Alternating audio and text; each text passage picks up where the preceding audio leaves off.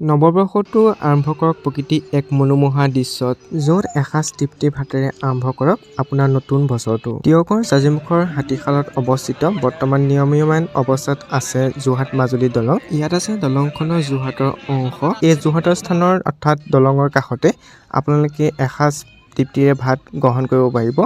এই বনভোজস্থলীৰ নাম হৈছে ৰংথলী। গতিকে আপুনি যদি বিচাৰে ইয়াত আহিব পাৰে। প্ৰকৃতিৰ এক মনোমোহা দৃশ্যত আপোনালোকে খাব পাৰিব এসাঁজ ভাত। যদি আহিব বিচাৰে পৰিয়ালৰ সৈতে আহক আৰু উপভোগ কৰক ব্ৰহ্মপুত্ৰৰ ঢৌৱে খেলা প্ৰকৃতি এক মনোমোহা দৃশ্য।